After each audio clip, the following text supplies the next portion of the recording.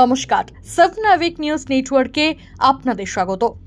সপ্তম বা শেষ দফা নির্বাচন যাদবপুরে, কিন্তু পঞ্চম দফা ভোটের শেষেই দুষ্কৃতীদের কোপে যাদবপুরের জাতীয় কংগ্রেস সমর্থিত বাম প্রার্থী সৃজন ভট্টাচার্যের প্রচার।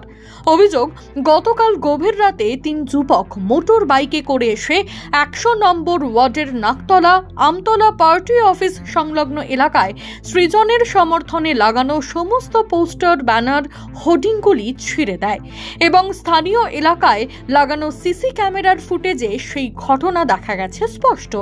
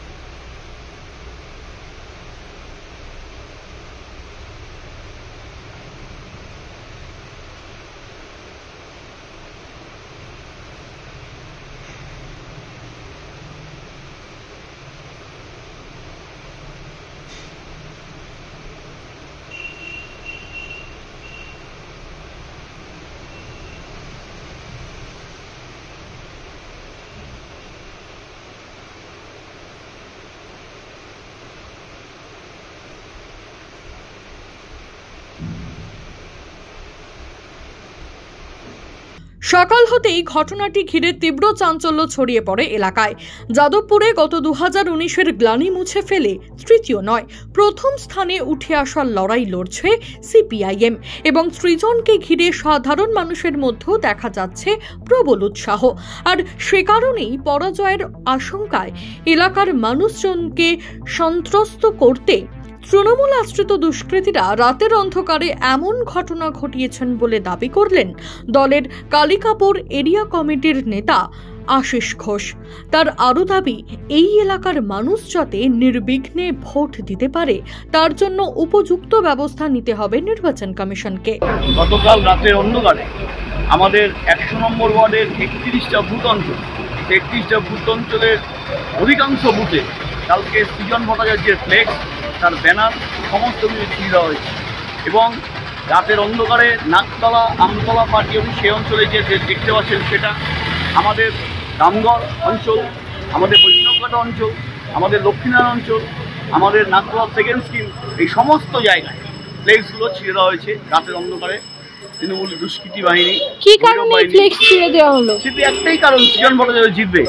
নির্বাচনে সাধারণ মানুষ বলছে, অঞ্চলের মানুষের যা আমরা দেখতে পাচ্ছি, আমাদের মিটিংগুলোতে মিছিলগুলোতে দেখতে পাচ্ছি, সাধারণ মানুষের কাছে যাচ্ছি, মা বোনেরা বলছে যে সৃজন এবার জিতবে।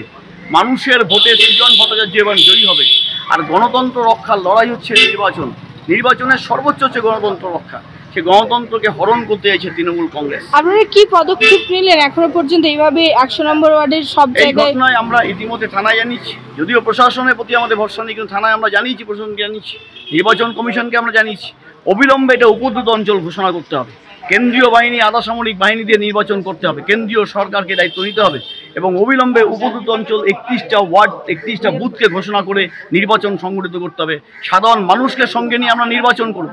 গণতন্ত্রকে রক্ষার জন্য সাধারণ মানুষ যে যাকে খুশি ভোট দিক, কিন্তু সাধারণ মানুষ যাতে ভোট দিতে পারে, সাধারণ মানুষ যাতে সঠিকভাবে ভোট দিতে পারে সেই উদ্যোগ আমরা গ্রহণ করব। কিন্তু নির্বাচন কমিশনকে মূল দায়িত্ব পালন করতে হবে, সেই উদ্যোগ গ্রহণ করতে হবে, এটা আমরা নির্বাচন কমিশনের কাছে ইতিমধ্যেই আমরা জানাচ্ছি। ঘটনাটি নিয়ে ইতিমধ্যেই নেতাজি নগর থানার দ্বারস্থ হয়েছে সিপিআইএম। ঘটনাটির বিবরণ দিয়ে অভিযোগ জানানো হচ্ছে নির্বাচন কমিশনের কাছেও। যাদবপুর থেকে মামুনি রায় ও ছোটু মাতব্বর, সাবনাভিক নিউজ। সমস্ত খবরের আপডেট পেতে লাইক করে সাবস্ক্রাইব করুন সাবনাভিক নিউজ। সেই সঙ্গে বেল বাটন প্রেস করতে ভুলবেন না। আপনাদের একটা সাবস্ক্রিপশন আমাদের জন্য অত্যন্ত মূল্যবান। জয় হিন্দ।